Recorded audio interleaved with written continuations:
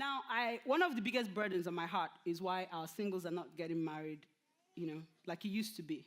Why there are such delays.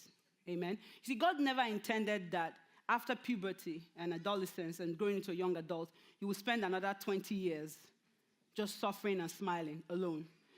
I'm serious. God himself said it is not good for a man to be alone. I will make him a helpmeet. Amen? So any 35-year-old brother sitting here, that technically, except if God is saying something different to you through the Holy Spirit, is not God's plan for your life. He said it is not good for a man to be alone. Amen? And I have taken time to study and pray about this, and I realized that one of the reasons why the brothers are not, because typically the brothers are the ones to make the move, and not making a move is three things. Three common things. Many things, but these are the three primary ones from my conversation with them and all my research. Number one is, for a lot of them, there's a lot of fear. They have seen marriages that are being challenged, and they're afraid of making a mistake. I want to encourage you, brothers, this morning, fear not. Fear not. Amen. First of all, you don't know what's going on behind the doors of that marriage. You don't know what a person is doing that elicits the responses they are getting. Amen?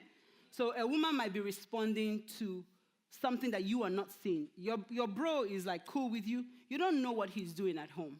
So if you get your own garden and water it and nourish it and do what you need to do, you do not need to be afraid. Amen? The second thing is what I call virulent greed. Oh my God, our brothers are greedy. I'm telling you. You can be offended if you are, but it's the truth. The guys want a woman who is as much of an entrepreneur as Oprah. They want her to look like Halle Berry. Or, I don't know, who else is pretty? What's her name? Deepra. I never get her name right. Yes, that one. Sorry, I can't say the name right, but that one. Yeah, the Indian lady. They want her to be as homely as their grandma, cook like their mama, be as sophisticated as, I don't know, who is sophisticated these days, because I'm kind of like behind the times. Michelle Obama, exactly. They want her to be as intelligent and outspoken as Michelle Obama, but they want her to be as humble as their aunt in the village. I mean, come on. Okay, so they want her to look like $1 million, but she must not spend money. I mean, come on. They want her to raise the children, like their mom did, but they will not give the support their mom did. Your mama had 3 maids, 2 cooks, 1 steward, a driver, a gate. I mean, somebody opened the gate when she came home. Hallelujah. So give me what your mama had. I'll give you what your mama gave your daddy. Amen? Amen. All right. Moving on, so I don't get stuck there. Praise the name of the Lord. Hallelujah. I'm just balancing the scales, okay? No offense. Just balancing the scales. So, marriage. Let's talk about marriage for a minute. Our premarital class is about 12 hours of course material, followed by 2 sessions, private sessions with the pastors that can last however long. I'm trying to compartmentalize all of this, put it all together into a 30-minute sermon. So pray for me. Amen? There's stuff I'm not going to be talking about that I expect you already know. Get a book. Go to a conference. Get some material. Come talk to your pastors. Amen? What I'll be trying to do today is just a few little things that we either have gotten the wrong impression about, and I'm trying to correct some wrong impressions, bust some myths, or things that I feel like these ones are crucial. So this is not going to be an exhaustive sermon. You can't go and say, she didn't talk about so and so and the other. I can't do it all in 30 minutes. Amen? But I will tell you, the first and most important thing you have to know is that marriage was God's intention. God designed marriage with no input. There was no panel. There was no committee. He sat down and worked it all out. So when you have a problem with your marriage, there's a challenge, where do we go? We go back to God. He has the manual. Amen? He's the sole designer. If you write an app for Apple and you try to use it for Samsung, what will happen? It will crash. It won't work. Why? Because it was written specifically for Apple. Amen? That's what we have to look at marriage. That's the way we have to look at marriage. Now, marriage is a journey or a quest for what I call a treasure island. If you watch any of those Indiana Jones movies, it's kind of like that. Now, remember, Indiana Jones used to face a lot of obstacles, remember? But at the end of the movie, they always found the treasure, and then there was like gold and diamonds and rubies and crazy rich for, you can't even, your generations after you can't even finish spending all that money. The Bible says in Proverbs 18:22, the man who finds a wife finds a treasure, and he receives favor from the Lord. Proverbs 31:10 says, who can find a virtuous and capable wife? She is more precious than rubies. Amen. Now, the Bible says that finding a good wife is like finding treasure or finding rubies. It's something precious. And the Bible is our roadmap for this treasure hunt. And the Holy Spirit, through the Word of God, is our map. Amen. Now, the challenge some of us are having, why we're not finding treasure, is because we're not using the roadmap and we're not listening to the instructor. I'll give you an example. In the movies, when I was younger, I was filled with romantic notions, yeah? I watch every romantic movie you can talk about. I got Mail, I watched it like a million times. I mean, every romantic movie you can think of, that was my thing. I read every kind of romantic book, and I really bought all those lies, yeah? Now, in the movies, when you're upset, and I know there are a few younger people here, but the sooner you learn that, the better. When you are upset with your partner, and the woman slaps the man, what does he do in the movies? He grabs her and kisses her. Okay, little experiment. Yo, go home, my ladies, and just try it for size. Just try it. Did you ever watch, I think it was WW something, back when we were kids, Mil Mascaras and those guys, yeah? Yeah, that's more likely than not. Well, there will be no kissing. I can assure you, even if he has the Spirit of God and he leaves the house, there will be no kissing. Amen? Some of us are actually living our lives like that. Back in the day, in the movies, the guy will grab a woman and embrace her and she'll flow. Now you grab a woman and embrace her. Okay. You will be arrested for assault. Praise the name of the Lord. And that's why a lot of guys are getting into trouble, because they are living their life based on that image. So we have to make sure that we go back to the person who designed marriage to find out what does he have to say about it. I'm going to just for a few minutes run through how to make it last, because that's what today is about. That's why it's not going to be a comprehensive sermon. It's going to be about what will make your relationship last. Amen? Before I talk about what will make it last, let me just run through a couple of things that will definitely kill it. Yeah? Because I don't want to end on that note. Let's do the negatives, get them out of the way, and we'll talk about the positives. The first thing is what I call blunt force trauma. Why am I mixing up my words? Blunt force trauma. And that's because I watch a lot of CSI, and half the people are killed by blunt force trauma. And that is what I call unrealistic expectations. Many of us, our heads are filled with unrealistic expectations. Praise the name of the Lord. And it's so dangerous for a relationship. Our idea of marriage is from social media, from our friends, from our uncles, our parents. Complete nonsense. Your information needs to be from the Word of God. Praise the name of the Lord. Now, the dangerous thing about it is that unrealistic expectations will lead to disillusionment. Because an illusion is like a mirage, it's like a distortion of reality. Most of us are living and expecting our lives to be a distortion of reality. Yeah? And that is why we are in trouble today. That is why we're disillusioned. Now, that leads to disappointment. If you let it last long enough, it leads to, this was not what I was expecting. If you're truthful, and I will not ask for you to raise your hand, if you're truthful, how many of us were disappointed with the reality of marriage? I'm not asking you to raise your hand, but be honest with yourself for a second. It was not what you were expecting. How many of us have had a new baby? You wait 9 months to have that baby, and that baby you love the baby with your last breath, but that thing is work. It is work that will never go away. My oldest daughter is turning 20, the other one is 18. And it's just a different kind of work, but it's work. And then they go away, they get married, they bring more children. And those ones go away and get married, bring more children. They go get married. 2 a.m., my mom called me a few nights ago. 2 a.m., she was praying for us. It just doesn't go away. So 2 a.m., she was waking up to feed me almost 6 years ago. Now she's up at 2 a.m. praying for me.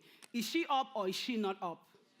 Just a different kind of up. Praise the name of the Lord. Second thing is that disappointment poisons. It literally affects everything. All of a sudden, the person who is 99% great, let's be fair. Nobody's 99% great. Let's say the person is 70% great and has 30% faults. All of a sudden, disappointment will make the 30% loom so large it will be as if the person is total rubbish. I have spent time talking with some couples and they describe their spouse. And then I meet their spouse and it's nothing like what they describe. Because after a while, all they see is the negative and not the positive. I want to challenge you today to go back and rearrange your perspective, rearrange your expectations based on the Word of God, and begin to focus and breathe life into those things that are working.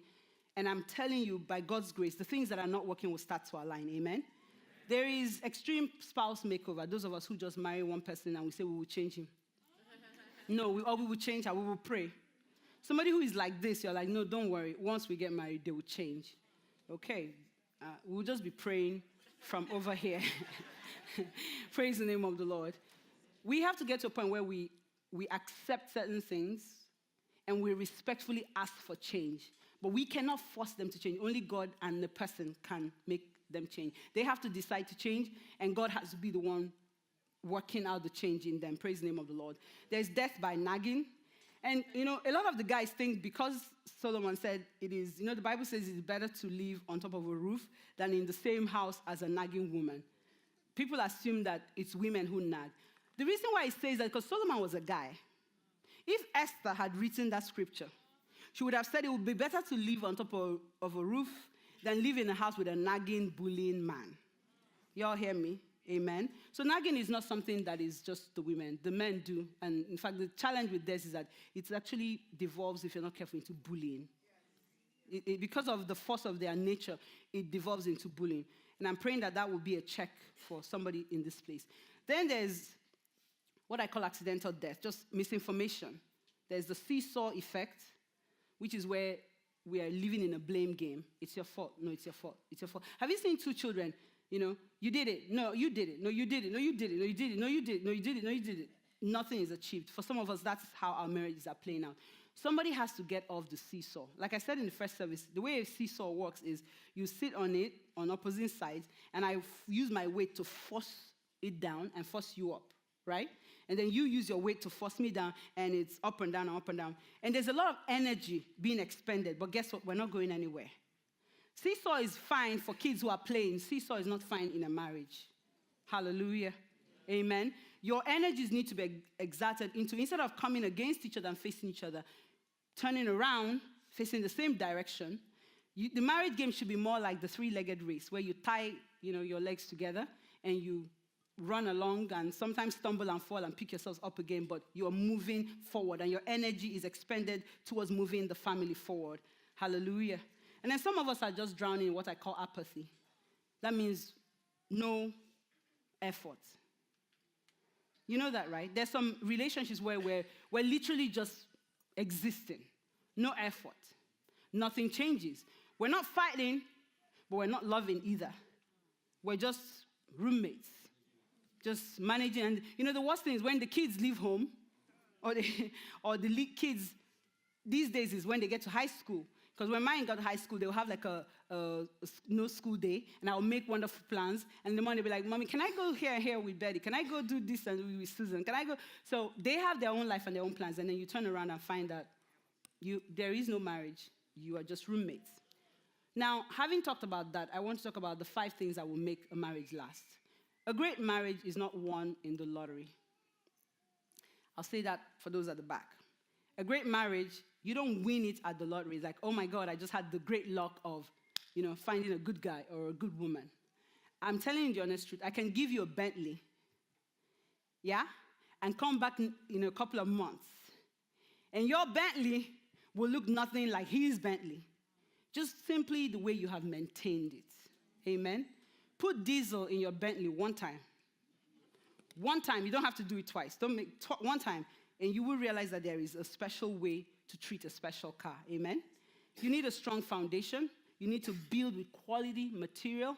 And you need to maintain what you have. So I'm going to give you 5 things really quickly that would help. It's not an exhaustive list. It's just 5. Amen? Let's start with that. I've realized something about church folk, and that includes me.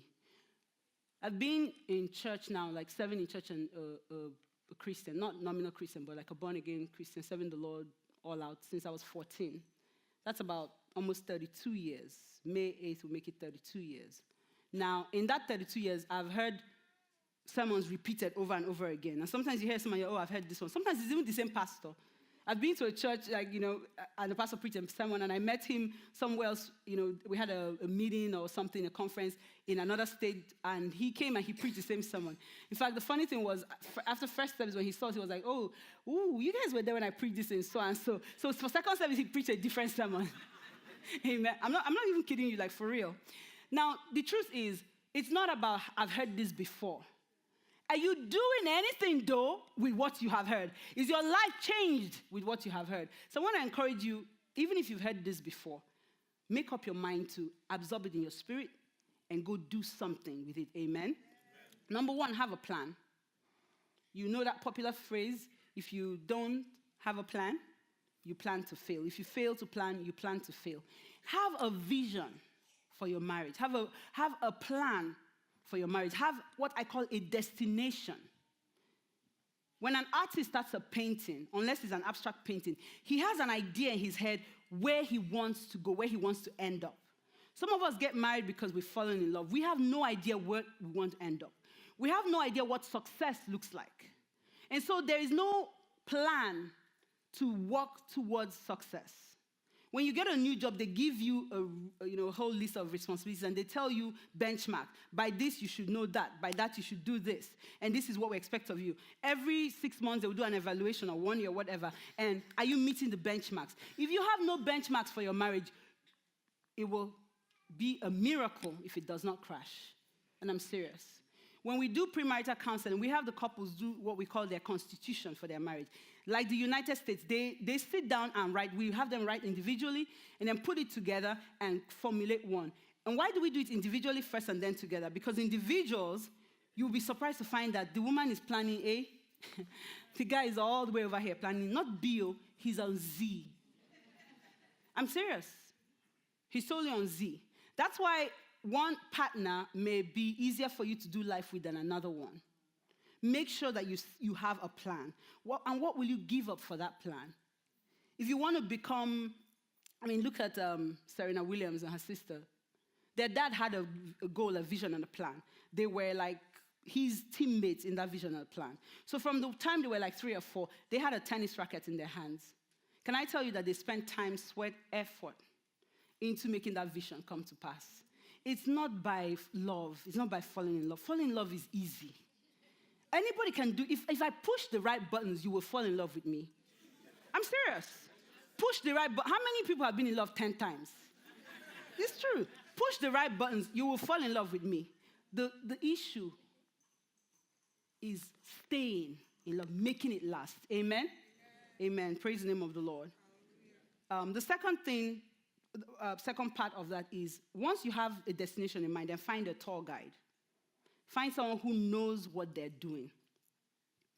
Please don't take advice, life advice, make decisions based on what your boys tell you. If you come now and tell me, say, I will give you what I know, what I want you to hear. I'm not going to tell you what my wife or my husband and I are dealing with. I may not be completely truthful with you. I may not even have any information about what you're going through. Even if you get counsel from the most respected Christian, make sure you run it by the Word of God. Make sure you run it by the Holy Spirit. And I'm serious about what I'm saying. We had a couple a while ago that had challenges, and they were doing okay. And all of a sudden, everything went left. And I was talking to somebody about it, and the person was like, oh, so-and-so, some of his friends told him to do this and that. And I'm like, which friends? And they told me, I'm like, you mean in 2019 you can be getting advice from these sort of people? And there's some of your friends that are for going to tea and brunch with. And there's some of your friends that you do life with. There's nothing wrong with it. Praise the name of the Lord. So make sure you have a tour guide. A few years ago, PF and I went on a trip to Hawaii, and it was about 70, 80 degrees, on the island. And when we decided for some interesting reason to go on one of those mountain trips, that mountain was 10,000 feet up high. The night before, the tour guide said, make sure you dress warm.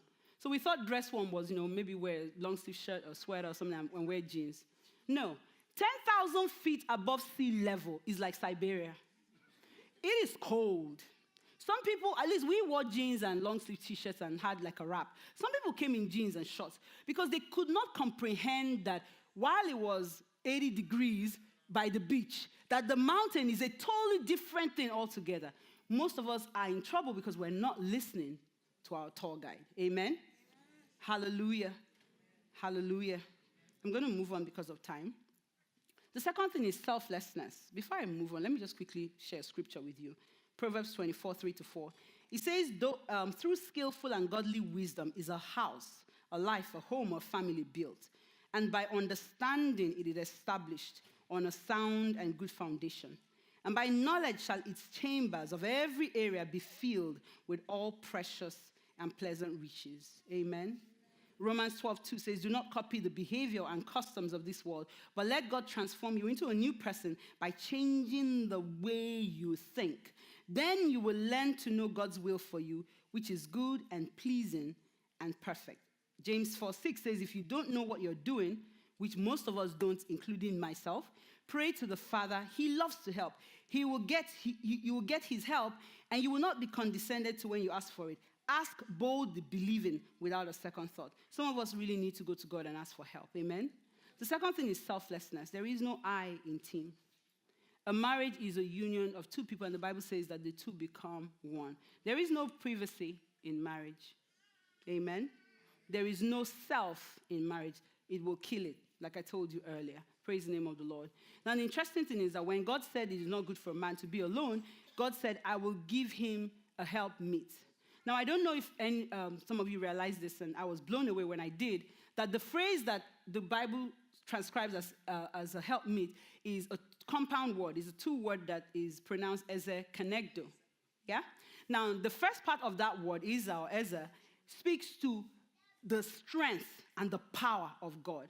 If you go through scriptures, when God says, I will help you, or I will empower you, he's using that same word. So when the Bible says, I will give you a helpmeet, he's saying, I will give you my strength and my power. Praise the name of the Lord. I expect the women to get excited, but maybe that's just me. Hallelujah. Amen. I mean, like seriously though, if you go to Psalm, there were a bunch of scriptures, but I'll read you one of my favorites. Psalm 20 verse 1-2 says, may the Lord answer you in the day of trouble. Anybody ever been in a day of trouble? He says, let him send you help. Isa from the sanctuary. That means right there from the throne of God, he's sending you your spouse and support you, refresh you, and strengthen you from Zion. So your wife is not just, your PA, your homebody, your housekeeper, your whatever else you want. I mean, some of us just feel that our wives are there to cook, clean, and make the babies. I'm serious. In this area, some people have no respect for what God has given them. The Bible is saying that your wife is the hand of God, his power, his strength in your life. Not to do what? To strengthen you, to refresh you. Amen. To empower you and to do what? To support you. After I read that scripture, this is how I walk in my house. Amen. Praise the name of the Lord. It's something honorable. Being a helpmeet is not an inferior position. Do you hear me though? Being a helpmeet is not an inferior position. It is the power and the hand of God made flesh and in your life. So I need the brothers to, if your wife is sitting beside you, take a good, long, hard look. When you disrespect her, you are disrespecting God's power in your life. When you don't treat her well, you are not treating God's power in your life. You're literally doing like that to God. And I'm serious. Let me show you a scripture. In the first service, I noticed that all the women knew that scripture, but the men did not. It was very interesting. Like I said, anybody heard the scripture, and all the women were like, and the guys are like, quiet. It says, 1 Peter 3:7, in the same way, you married men should live considerately with your wives, with an intelligent recognition of the marriage relation, honoring the woman as physically the weaker. Look at that. Who do we honor on human beings? Who do we honor? The strong, the big dog, the powerful one, the CEO, the one who makes the money, the one who has the money, the tallest, the finest. Those are the people we honor, the most successful. The Bible says honoring her as the weaker, but realizing that you are joint heirs of grace, God's unmerited favor of life, in order. That means, why are you doing that? So that your prayers may not be hindered and what? Cut off. Let me tell you, men, You know what God does to you when you don't honor your wife? He's hanging up on you. You'll be like, hello, God, I've been praying, I've been talking. He's hung up on your prayers are being cut off, your prayers are being hindered. Praise the name of the Lord. So take another long, good, hard look at your wife with all her imperfections. This is the one that you chose. Remember, PF said last week, you chose. Working together, she is supposed to be God's strength in your life. Kenegdo is a word that simply means alongside, adapted, suitable. That means that one man's, helpmeet is another man's, don't go there. You know what I'm saying? Don't go there. Now, after you have chosen and you have married them, the Bible says you will obtain favor from the Lord. I love the Lord our God. He says, when you choose, I will come and give you favor. Does anybody hear that? You choose. I come and I give you favor for what you have chosen. Somebody needs to ask for God's favor this morning. Ask for God's favor. That's what you need, God's favor. Praise the name of the Lord. Hallelujah. Kenegdo means alongside. There is a reason why God took that rib out from his side. Amen? Not from his toes, not from his fingers where he will feel like he can actually hit her, but from his rib cage. Any medical or doctors in the house? I can shoot you in the thigh and you will survive. I can actually shoot you in the head and you'll still be talking. I've seen it. Bullet, gunshot to the head, and they're talking and walking. It just means the brain. They're fine. I can shoot you in the brain, and your body will still be functioning, and we can harvest your organs. At least something will come of it. Your family may not agree, but there's continuity. I'm not even joking. See, I'm not laughing. I'm serious. I can shoot you anywhere in your body, and you may survive. I shoot you in your heart. You will not even know that you were shot. It will take a millisecond, you're gone. That's it. Game over. We can't even use your organs because they're not nothing pumping blood. The organs will die within minutes. Do you understand what I'm saying? So God gave you your wife out of your rib to protect your heart. I really need you to hear me this morning. God gave you that cantankerous, and I'm using your words. When we go home, we'll find out why she's so cantankerous. When you married her, she was an angel. Now she's cantankerous. Everybody thinks she's an angel. You think she's cantankerous. I'll leave you to do the math. Everybody else thinks she's wonderful. You think she's not. Okay. He gave you your wife to protect you, to literally be a cover for you, to support you, to cover your life-giving source. I need you to go home and repent. Both the men and the women. Repent of the way we have been handling each other. I need to be my husband's cover. I need to be his protection. I need to cover his heart. You need to have to walk through me to get to him. Do you understand what I'm saying to you? You need to have to, we will deal with each other when we get home, but you need to come through me to get, when we get home, we will settle ourselves. But outside, you need to pass me. I don't want to say over my dead body because, we don't like to say that. But literally, you need to come past me to get there. And the man, this is a woman that God has given you, his strength in your life. What are you doing, though? What are you doing? And it's not her. You do your part and leave God to sort her out. Stop pointing the fingers. Sort yourself out first, and then let God do the part that only God can do. Does that make any sense? So just go home now, and if you are supposed to be the helpmeet, just be being the helpmeet. If you're supposed to be the visionary and the helpee, go home and start being the helpee and the visionary, and somewhere those roads will meet. Amen? I've run out of time, so let me wrap this up. Number 3, fight fair. There is no marriage that will not have conflict. If you don't, I am afraid for you. You may just have an easier and faster way. See, if you and I have a system, Larry and I have a system for dealing with problems. When you walk into a room, we will argue and you wouldn't know we're arguing. Have you seen that?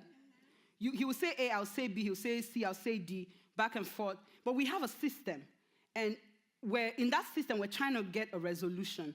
You will walk in and not know that it's an argument because there is no fire and brimstone. We know that at the end of the day, we have to do this church together. So whatever happens, we have to figure it out. Praise the name of the Lord. That is what conflict is supposed to do. I know a man who, his wife was like fire. We would sit together. I remember my daughter's birthday, we all went out to, do something together. And literally, she would do or say something, all of us would be like, man, take cover. Because you're sure, this guy is going to blow. Like, he's going to blow. And nothing. And a few months after we met them, he sent her a text and left. She's still shocked and still asking us what happened. I didn't want to laugh, but the only person surprised was her. Because he never said. He never said. The idea of conflict the problem is not conflict, it's how and why you fight. Your only objective must be resolution, coming to an agreement, working it out. If that is your resolution, the way you bring your issue will change. See, if you're not fixing to get fired, you don't go to your boss and say, hey, that email you sent me, I don't take that nonsense, I don't do that. That means you are tired of the job. But that's how we go to our spouses. You're tired of the job or whatever, male, female, you're tired of being married. I'm serious. I've had somebody I said to at a point, I said, I just want to understand before we start this whole conversation, do you want to stay married or not? Because I'm letting you just know this attitude, it can't work. And same thing with the men. Amen? Praise the name of the Lord. The fourth thing is partnership. You have to see your spouse as your partner. Back in the day, we used to say your life partner. And your modern folk didn't like it. So we don't say life partner anymore. I can't tell a number of people who, when we start space, who say, Pastor AK, stop saying life partner. Nobody says life partner anymore. That's your prerogative. Do you know why? The devil is very subtle. When you remove the word partner, we start acting like it's a tussle. We start acting like it's a business transaction where you win or I win. Let me tell you something. If you score 3 goals for your team and the other team scores 4 goals, do you dance around after the game saying, I won? You don't, because guess what? Your team lost. Amen? Praise the name of the Lord. So you have to make sure that you are recognizing your spouse as your partner. You guys are doing this life together. For some of us right now, it's as though we are what I'd call silent partners. A silent partner just brings the money and goes away, has no say in what goes on. For some of us, we have all the say, just pay the bills, and just be quiet. That's not how it's supposed to work. The last thing is celebrate the differences. Amen? There is a reason why you are different. Most of us get married and we want to just mold our spouse to become exactly like us. That's a mistake. Ever tried to eat a steak with a knife and a knife? Or a fork and a fork? What's the proper way to eat a steak? A fork and a knife. Amen? Different metals, different shapes, different everything about them. Nothing similar. But guess what? When you eat your steak with a fork and knife, you get the benefit. I said this in the first service. I said some things go together. And I said beans, and some people said rice. Some Philistines said rice. The people who know what I'm talking about, I say beans, you say plantain. Thank you. Amen. Okay, I got to go. They're waving at me from the back. But this is important. Amen. Let me end here. What goes with bagels? Cream cheese. Are bagels similar? Oh, see, everybody has their own. Some people beans with rice, some people beans. So you see already now, all of us are picking what we feel goes together. Amen. Cream cheese and bagels. Is there anything similar about cream cheese or bagels? Anything? Completely different. But when you bring the bagel and I bring the cream cheese, then we have a good breakfast. We need to go home and stop trying to make your spouse be the bagel. What will you have? Bagel and more dry bagel. You try to get your cream cheese to be your cream cheese. You want to get your spouse to be cream cheese. Just have a whole lot of messy cream cheese. Try and have a breakfast of cream cheese and come back and testify. Praise the name of the Lord. Let us pray. Amen. Hallelujah. Hallelujah. I just want us to take a moment this morning to pray. Like I said earlier, you can hear all of this and go home and, the fight you had on your way to church, you can pick right back up in the car park and get home and do same old, and get same results. But I want us to say a prayer this morning. Hallelujah. If your spouse is next to you, please hold their hand. If they're not here, please call them, call their name and bring them before God in the Spirit. And God, who can literally encompass the whole earth at the same time, will do something. Amen. And just begin to ask God to help you to spring clean your relationship and your marriage. Some of us need to sweep away the cobwebs of hurt and offense and things that we have not forgiven. Slights and things that have damaged us from. But some of us need to just sweep them out, get rid of them. Some of us need to lay new, fresh satin sheets on the bed of our relationship. And literally begin to lay those beds in such a way that when we get on it, it would be a pleasant, wonderful experience. Some of us need to forget the past and just determine between you to make a fresh start. Act like you just met. Act like today was your first date. The way you tried to impress them when you first met them, begin to determine in your heart that you will make that effort again. For the men, we need to go back and start doing those things that made our wives fall in love with us. Start doing those things, those loving actions that led to the loving feelings and romance. For the women, we need to ask God, those things we used to do that made his pulse race, those things that just messed up his head, let's go home and begin to do those things again. Let's go home and begin to work out loving actions that will lead to loving feelings that will help us to fall in love with each other again. I want to pray this morning for all the married couples in the house and for all the ones who are married or who have been married but have had challenges and splits. Let's ask the Lord this morning for a fresh start, for new wine, for new sweetness, for repairing, for restoration, for the breath of life, for his anointing that breaks every yoke, that destroys every obstacle. Let's ask him to calm every storm. And I pray especially this morning for those of us who have been trying to make it work on our own. Our spouse is not putting any effort. They are done. But we are still there soldiering on. Lord, I ask for special grace for every such person. Even the ones that have had to walk away, the ones that have been left. Lord, I pray for your strength, oh God. Father, reward their efforts because you're the one who sees and you're the one who rewards. Let their efforts bear fruit in the name of Jesus. Your word says that you turn the hearts of kings, oh God. You have them in your hands. You turn them whichever way you want to. Heavenly Father, I ask in the name of Jesus that you will turn their hearts to one another this morning. Father, let there be a newness, oh God. Let there be spring in our relationships and in our marriage in the name of Jesus. Breathe your life into us that we may be close and loving as never before, oh God. Do what only you can do, oh God, and bring change. Thank you, Father, because we know that you hear us. And Father, for my sisters and brothers who are not yet committed to marriage, Lord, I pray in the name of Jesus that your word will be a word of preparation for them. I pray even for, especially the men in the house, Lord, that you may open their eyes, oh God, that they may see and step out and man up and step out in fear, oh God. Father, let there be marriages and proposals and beautiful relationships, oh God. Let them be birthed for today in the name of Jesus. Thank you, Father, because we know that you hear us, because we have prayed and we ask in Jesus' name. Amen. God bless you.